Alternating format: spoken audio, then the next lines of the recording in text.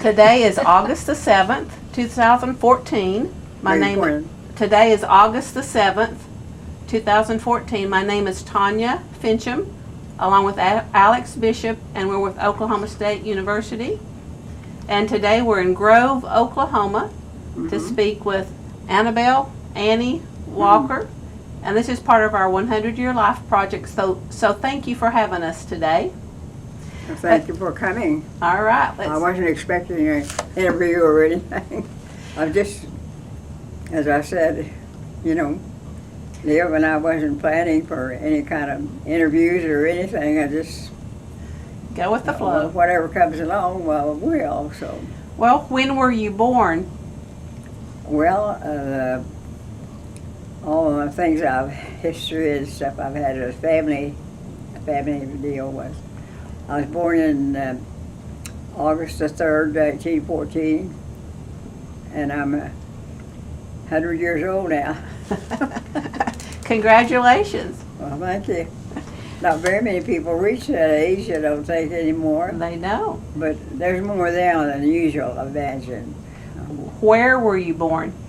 I was about 5. No, I was born in Jay, Oklahoma. My father had some kind of a business there. Okay. Kind of a feed store or something like that. I don't remember just what it was, but they lived in Jay, Oklahoma. That's where I was born, Delaware County. In town or on a farm? In town. Did you have brothers and sisters? I had one brother and 4 sisters. And were you the baby or the oldest? Or? No, I was the third one. Third one. Okay. They always the third ones that were hard to manage, but I think I was one of the better ones. I had one sister that was younger than me, and she was full of life and never got settled down or upset. She was always on the bright side, you might say. Just everything was funny to her, and things like that. So, what were your parents' names? My parents? My father was named Samuel. Everybody called him Sam. I had one great nephew named after him, Sam Nelson. He lives in Tulsa. And he has a business of his own, some kind of a welding shop or something, I don't know. And we had our anniversary last Sunday. Were you there? No. And I said, well, we wouldn't send out invitations. We'd just tell anybody that knew me, they could come. I was noticing on your family tree that your great-grandparents came on the Trail of Tears. Did you know them? I knew my grandparents. I didn't know my great-grandparents. Okay. They were already gone when I was born, so. And we lived out, as I said, out by Butler's community, out there. And that was my mother's side of the family. My husband is married, and he was raised out north of town, and part of the old home we lived in for a while, where he was born after we married, so. And then we came to town. He did a lot of carpenter work. He was a carpenter. Your husband? We built our old home here. Oh. So. When did you get married? Oh, I gotta think about that. How old were you when you got married? I was 21. Okay. My husband was 25. So in the mid-30s then. Did your mother work? Yes, she had to, because we lost my father when I was about 12, see. So then, of course, I went to live with her brother, my uncle. And then he's the one that put me in the school where I was, I went to Sequoia, Tahlequah. And I went all about 4 years there. And then I went to Haskell Junior College in Lars, Kansas after I graduated. What was your major? Business, more or less. Business. Mm-hmm. And when did you graduate from there? Do you remember? I didn't graduate from High school? I felt like I had enough to kind of go on, and I could improve on that or do something, you know. And so I came home then from college and worked around businesses, various businesses grow. Wound up in a Chevrolet agency there and worked for several years there for my boss. And they were from Maysville, he and his wife. Yeah, I do. And he was young, and so was I, and we just, you know, but he was a good business manager, Yeah, just a second here. and he had the Chevrolet business for years there. And he's having that interview. We had Plymouth and Ford Motors. Besides, there were 3, and then some used car dealers that surrounded Grove, you know, and all. Cars were a little bit different then, weren't they? Beg your pardon? Cars were a little bit different then. Oh, yes. Uh-huh. Did you work while you were married?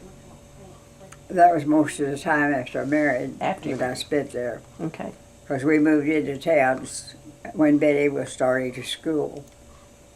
We lived way out in the country, about 10 miles, and I didn't want to put her on the bus, so I moved into town to weekends, and we go back out to the farm on weekends and back and forth till we finally built our own home. And we bought a house and added on some room to it. And the house sits down there. Are you familiar with Grove? No. Where you go up to 7th Street and you go straight towards the schoolhouse, and you come to on 7th Street, I guess it is, right below that, down in the kind of valley that they sold the house. Worley's bought our land there, and we had lived there about 7 or 8 years or longer. And we moved from there up to here. We built this one up here. So I've lived here then the rest of the time, and still here.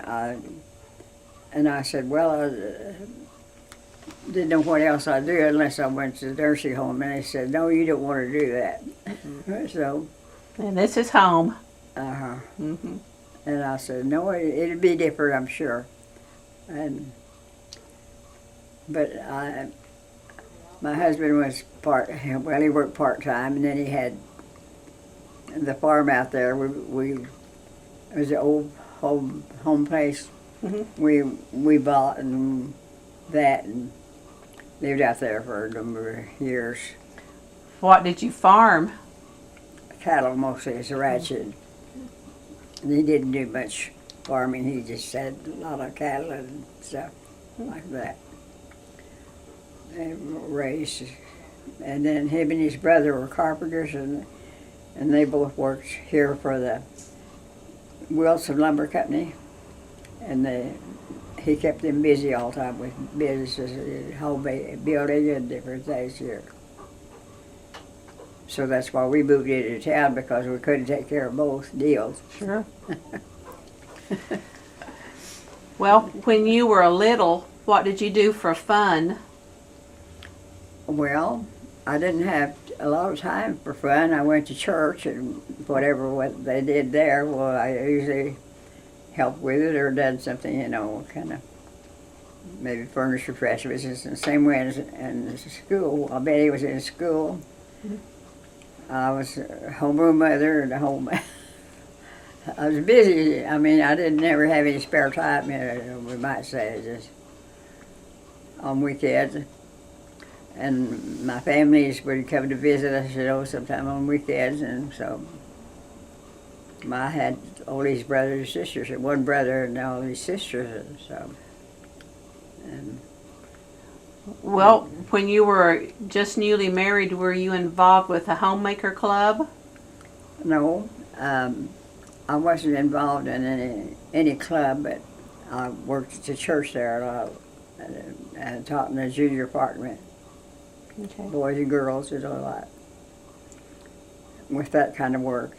And then after I retired is when I organized this little Indian Ladies Club.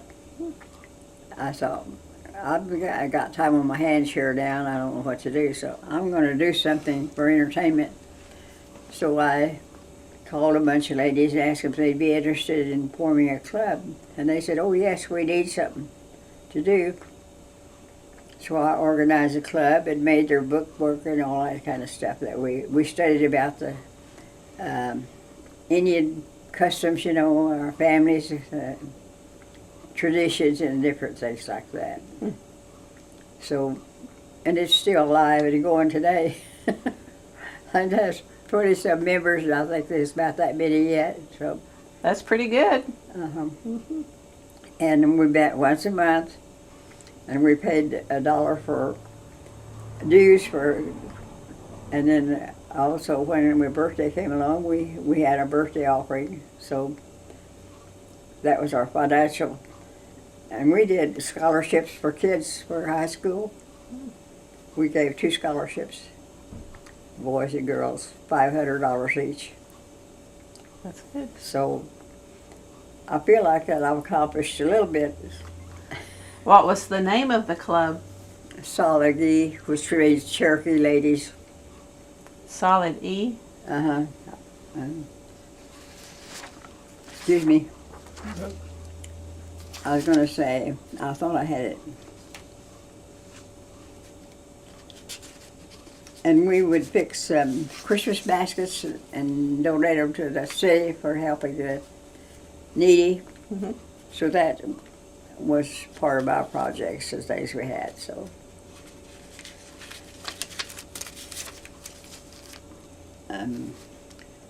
we called ourselves the Salagi, which means the Indian ladies, and it's still working today. Okay. And we have several members, and we help with whatever money if we have to spare, you know.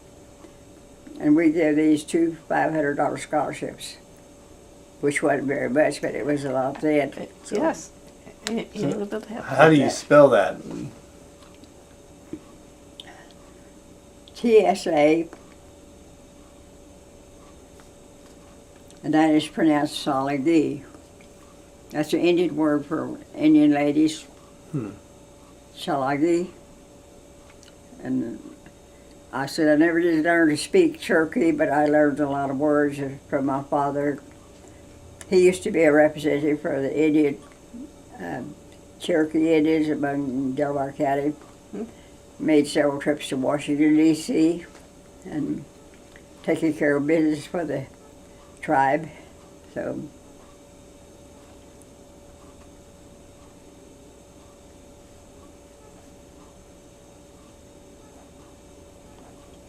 it's called a Salagi Club, and that's the Indian ladies. G-S-A-L-A-G-I. Okay, that's what she was writing. G.I. Shalali. Okay. I don't speak Cherokee, but my dad did. That's why he was on the business committees and everything of the Cherokee tribe. And he passed away when you were 12? From what? Yeah, well, it was when the flu was just real bad, you know. He got it in the fall, and he never could get over it. Just kept hanging it. He finally passed away in March then. But he was sick, you know, off and on. And he'd go here and there and do things, you know. He was an interpreter Okay. for the tribe. And so I guess a little bit of it rubbed off on me or something. Anyway, I have about 25 members, something like that come every month and they're all so anxious to come. I told them, well, I said, I was needing something, some kind of outlet, you know, instead of just sort of working and doing nothing. And I taught the 12-year-old girls in Sunday school class. So I've been busy all my life, you might say, till I kind of retired and not doing nothing now. Now, I feel like I've done my deal, whatever I have accomplished, you know. you said you went to Haskell. Beg your pardon? You went to Haskell Community College in Lawrence. Lawrence, Kansas, Can you tell us a little bit about those days? and I took night classes. They had night school here for some time, some kind of projects, and I took those night classes, business stuff, you know, things like that. I always took advantage of something, and I felt like it could help me a little bit. And I worked for various businesses here in Grove, and finally went to work for a Chevrolet agency with secretary and bookkeeper. So, Well, while you were at Haskell, did you live in a dorm? was that what? Did you live in a dorm when you were at Yes. Haskell? Yeah, so I went there in the fall and didn't come home till school was out. I didn't have resources to run back and forth, so. And no, my father passed away in the meantime, see, and so I just did whatever, you know, during my childhood days, whatever. But I was busy. I said every little bit helped. Did you sew much? But Did you sew much? Sew? I could, but I didn't. I made a lot of her clothes and stuff like that, just for ourselves, but I didn't sew for anybody else. Okay. And I didn't have time.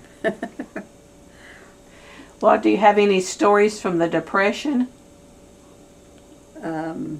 Not really, no. What about the dust storms you told me about? What about the dust storms you told me about? Dust storms. You remember the Dust Bowl and the Dust When I Storms? went to, that was when I went to Haskell Junior College up there. And the dust storms were terrible back in the 30s. See, I graduated in 34 and went there in 35 and 36. And there would be so much dust you could hardly see nothing. And we had to string up little ropes and things in our dorm and hang up wet towels. And next morning they'd be so black you couldn't tell what they were. The dust was that thick. It just choke you if you got out in the open air, you know. So we had to stay in mostly, you know, after our school hours and things like that. And I worked during my term there in school on weekends for teachers and different people in the school system, you know. I worked there to help buy my clothing and stuff that I needed. So I've been. What was the Great Depression like for you? Well, you couldn't buy nothing because you didn't have the money to do it, you know, with, and just whatever you had to be happy, you know. I had an older sister, and she didn't care like school, didn't care for school, so she worked, and she would send me a little money every once in a while, and besides when I worked for employees and different things at school, you know. We didn't get paid to do our there at the school. We stayed boarded there because we got our room and board, see. That's been most of my life, is kind of a merry-go-round, you might say. Well, how did you get to Haskell? How did you travel to Haskell? Well, we stayed in the dorm, and we just go from there to... Well, did you go by train or by bus? I'd go by train when I went from home to school. I'd ride the train to Kansas City and get off there and take the train into Lawrence, Kansas, where the school was. And then they picked us up in a big taxi car that school had. So was that a little scary? I never knew where I was going to land or what was going to happen. You want to ask her how she got I said my father was gone, and my mother had a time trying to And her brother kind of took us under his wing, you know, and helped her and the kids, you know, that were home, the little ones, younger ones. I had one younger sister that was went to school at Grove, and she graduated from Grove. So. Well, how did you get to Sequoia? Pardon? How did you get to Sequoia? We went there. I had an uncle lived in Tahlequah, and we would maybe I'd get to come home for about a month during the summertime, and she would come and get us. She'd have send somebody pick us up, and my sister and I, we'd come home and stay about a month, then go back to school when school started. So. But we never did leave there unless we rode the bus there. They had the bus that they'd take kids. And we had a place there about a mile out in the country, and it was a big, kind of nice spring there. And we'd have picnics and do things like that. The different classes of girls or boys or whichever. And we called it Coffee Hollow. We'd go out there and make coffee. We couldn't have coffee in the dorms because we just take some old buckets and things and make a pot of coffee down in Coffee Hollow. We called it Coffee Hollow. What happened if you did get caught with coffee? Well, they knew we had coffee, but we didn't have it at school. We had some kind of invitation or something, I don't know. But we'd all pawn our money together and get our food and stuff that we'd take down to Coffee Hollow and have our picnic, annual picnic or something. Well, I've had quite a life, just meandering here and there, and worked during summertime then. I think she worked in the And I infirmary. worked for the during big high Franken school. store when they first put I one in asked about here. that. And we had a nice cafe there on the corner called White Way. And on weekends then, when the store was closed, I'd work at the cafe there, waitress. So, Always working. You were always working. always something. I had to because that was the only resources I had, see. That's what I made. Of course, I got my room and board there at the school, you know. We had nice dorms and places like that, too. And did you work in the infirmary? Some at the hospital. We had a little hospital there. And I would go there and work the morning before I went to school. We'd get up at 7 o'clock and we'd go to wherever we worked, if we worked, you know. And I go to the hospital, and any of the kids were sick and have colds or whatever, well, we could give them the nurses set out the medicine. We give each one that was supposed to have their medication. We helped give that to the kids that were coming to the hospital. So I did that. I've done a little bit of everything. And my mother had a brother. His name was Walter Fox, and he worked for the Indian Agency out of Muskogee. And he kind of took me under his wing and sort of put me down there in this school. See, there's his hometown. I'd go out to his house on weekends sometime, you know, and spend the weekend. So I have had a bed of roses, you might say. And I just kind of on my own, steer my own life and everything. So, Well, how did you meet your husband? well, I had known him for a long time. We grew up here together. We used to gang up. Kids did when I was in high school. You know, we'd get together, all of us. You know. So then, when I finished high school, I came back to Grove, and I went to work we had a store over there by Allen Dry Goods there on the corner where those buildings are. And had a dress shop in there. There were days that I worked at this dress shop, different places like when I was during school, summertime. And then later on, when I went to work then there in Red Hospital, well, I stayed there at the hospital and worked there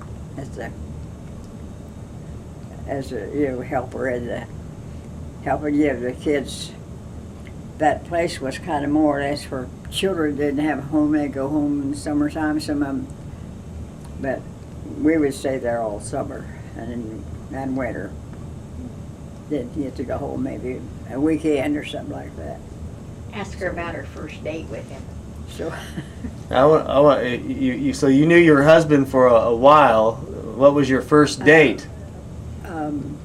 Well, after we didn't really date. We just all gang up, and some of the kids just have an old car, and we'd ride out to Elk River on Sunday afternoon and swim in the river out there all afternoon, 2 or 3 hours, and come back home. And one boy had a kind of a touring car and had a top they let down on it, and I forgot what we called it, but they go around and pick us all up, about 8 or 10 of us, and we go out to the river and stay for a couple hours or so. That was our entertainment. So it's been a merry-go-round for me, you might say. But where did your husband take you on your first date with him? Oh, we had to go out of town for anything, so most of the kids went to Knoll, Missouri, and around like that. They had a little place up there that you could, well, they had square dancing and run dancing as you could, but they didn't charge anything for the kids, you know. So, and as I said, I had known him before when I came back home. And when I came back home after I finished school, you know, and things like that, and we dated a few times. And I was about 20 and he is 24, somewhere over there. And he'd never married. I asked him one time, I said, how come you weren't married? I said, you just had all these girls around here. He said, well, I was just waiting for you. I don't know whether he was or not, or just told me that. But anyway, we were over at Knoll. He told me, he said, he had proposed to me, and he went ahead and bought the license and everything, you know, and I never had said I would or wouldn't, you know. I told him I had to think about that. So he said, came and picked me up one Saturday evening, and he said, well, he told me, he said, I got all the papers and everything signed up, said, we're just going to go get married this afternoon. And that's the way it was. It wasn't a big formal fancy thing, but we had to deal. And I said, well, the man we went to get our license signed and everything from him, and he did a ceremony. His name was, I think he was a JP or something anyway, but anyway, he had everything all fixed out. And I remember when we stood up to get her and go through the ceremony, he said, I want y'all to turn around and stand facing us this way. He said, that way, he said, you're standing across the boards instead of with the board. He said, I want you with the board while you're going through your ceremony. And that's what happened. We were married that Saturday afternoon, and he had asked me, but I had never said that I would or wouldn't. But he said, well, I've got all these papers fixed up now, more or less. he was a little older than me and ready to settle down, I guess. And so Ask her if she had a that reception. was Reception. that was a kind of a wasn't a formal thing. It just happened. Well, afterwards, did you have a reception, or how did you tell people? Well, his mother had prepared for us, so we had it the next day then. His family, you know, and things like that. We didn't have a great big fancy deal, but she made a cake, or had a cake made or something, I don't know. But anyway, we had a cake, coffee at his folks. She was in on the planning then. Huh? She was in on the planning. Who was? Or, His mother. oh yeah, she. Yeah. She knew it was going to happen. Even though you hadn't said yes. Beg your pardon. Even though you hadn't said yes. Yes. They already had it made out. Like an arranged marriage. Beg your pardon. Almost like an arranged marriage. Well, first we went to the Methodist parsonage. We was going to be married by the Methodist. Well, something had come up that he wasn't there and he couldn't be there. So we went over then to the courthouse and had our ceremony there. Do you remember what you wore? Yes, I had been working and I had on kind of a light beige colored suit. I was working as Ben Franklin, I guess, or somewhere. But anyway, we just went from my job up to Noble, Missouri, and that's what happened. That's kind of a wild story, but but anyway, we were married 39 years. 39. So. And had one child? Mm-hmm. And people, there was no jobs hardly, no nothing. So we just decided that we didn't couldn't manage a big family, so he had 2 sisters and a brother. And so we lived there with his mother and then helped buy the home that we were living in. So that was our home then until You came here. we moved to Grove, and I lived down on the corner of 7th Street.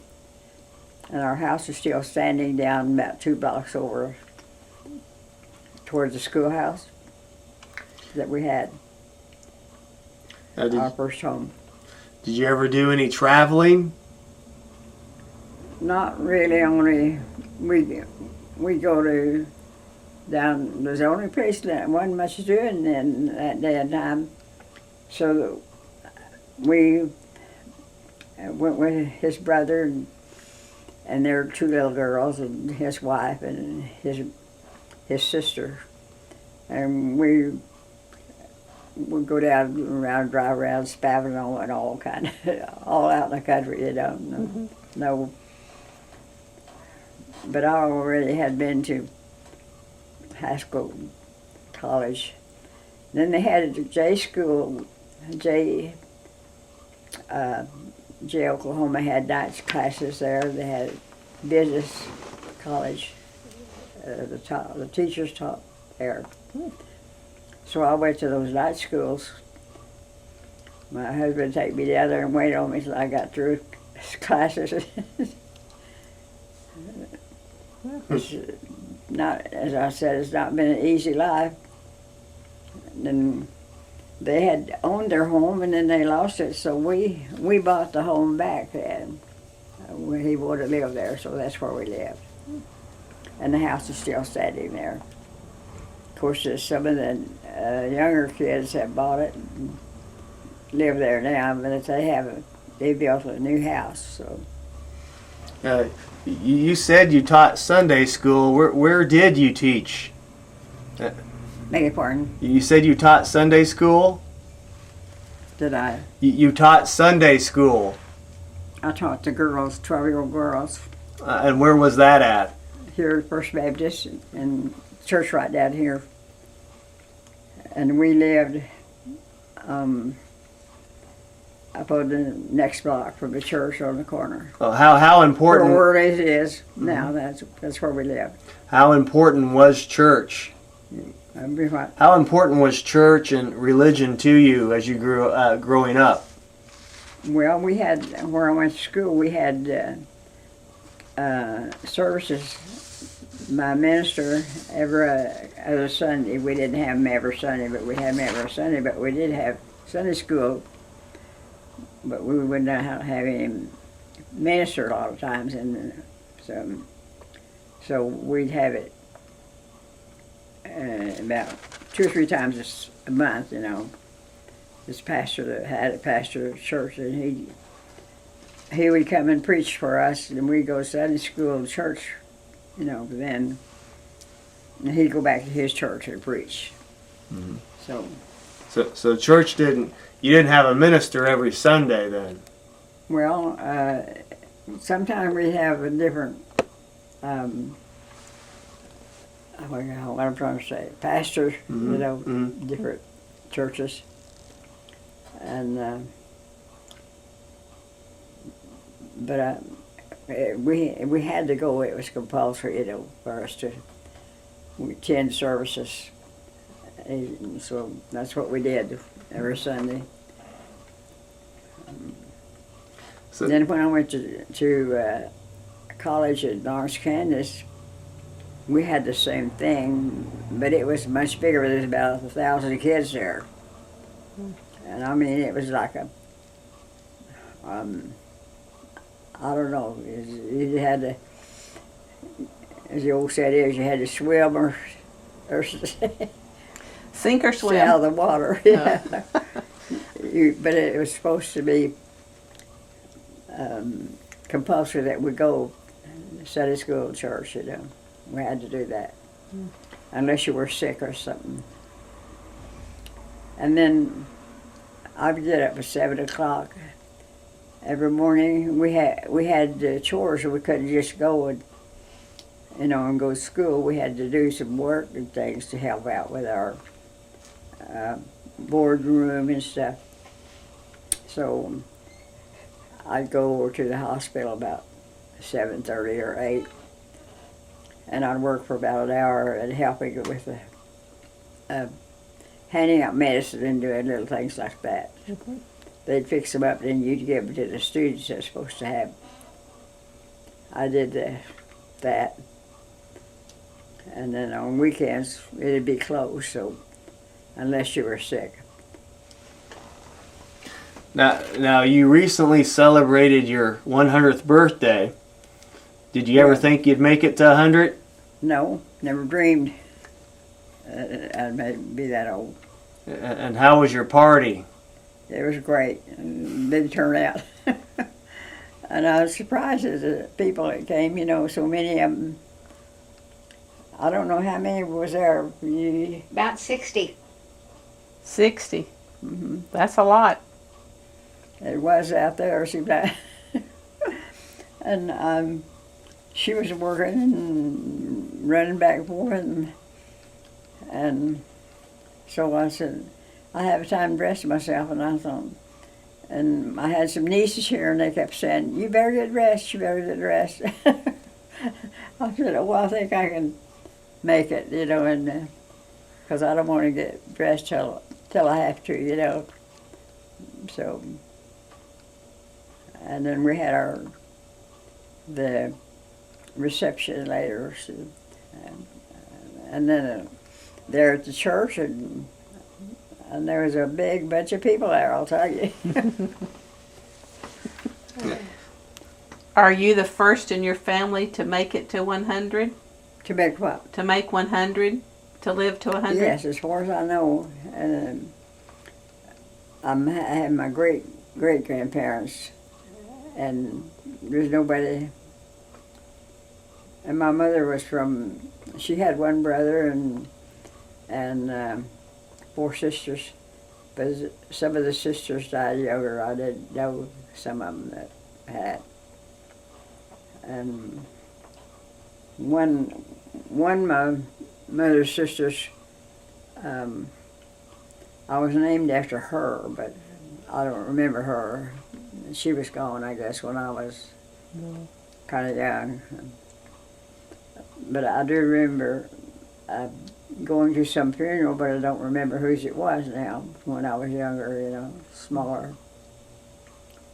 And it's probably one of the sisters. So. Well, what's your secret to longevity? I don't have any secrets. I'm like Topsy, I just lived. What do you think's contributed to your long life? Keeping busy, keeping my mind working and so forth. I didn't have time to sit and worry and grieve about stuff. I had other things I had to do and get done. And I knew if I didn't do them, that I'd be in trouble or something, somebody would. So I just push myself and go. And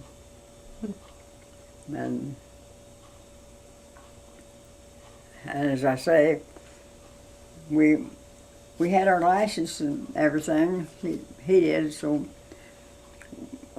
I got off work about 4 o'clock, and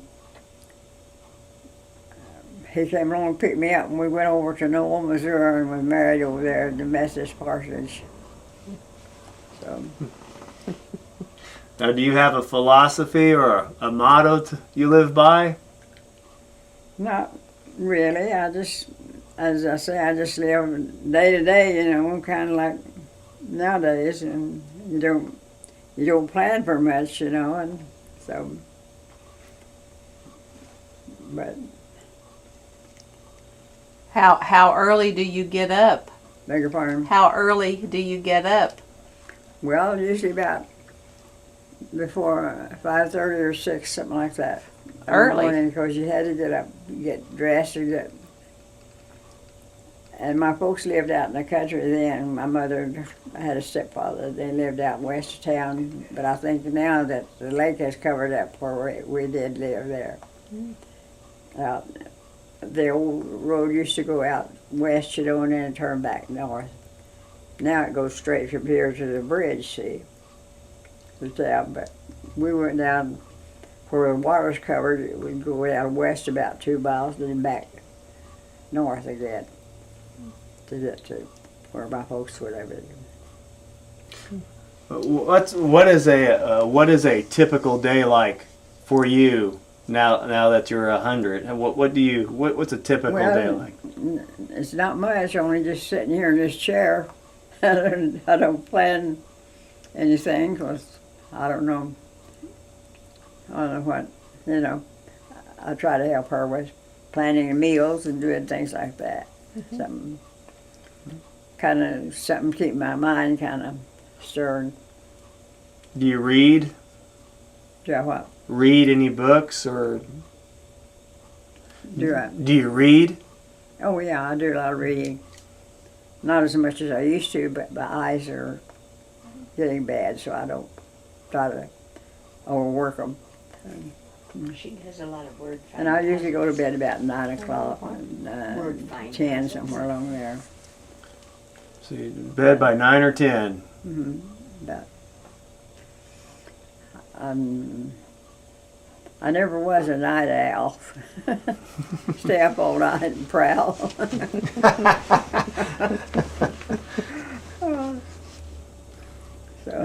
Well, when history's written, what do you want it to say about you? Well, I've just lived a clean life. I didn't have time for all these vices and kids do nowadays, run around and more or less we had to make our own entertainment more or less now, and we do, like, you know, kids have things planned for them and stuff. But we did our own things, you know, whatever we come up with. Everybody was kind of more or less in the same boat, you know. wasn't a lot of work and running around for us to do, you know. Well, do you play the piano? No, as I said, I didn't have time for that. Well, I guess daughter does. I sing in the choir at church, Somebody. and I wanted her to play, but she doesn't. She plays, but not. She never touches it anymore. But and there was about 6 or 8 little girls about her age are going to school, and I think they all practice more on the piano we got than they did at home. They'd come and she'd say, well, I can't. I said, well, yes, you can. I said, just tell them that you have to practice your music. And so I had a time getting her practice her music because they all had something planned to do or whatever, you know. I'd say, well, whenever you get through your music, you can go, but you got to go through that at times. Yeah. I wanted to make a good musician out of her, but she didn't take the music too good. So I said, well, just so you know how to play, if you need to, you know, you can, so.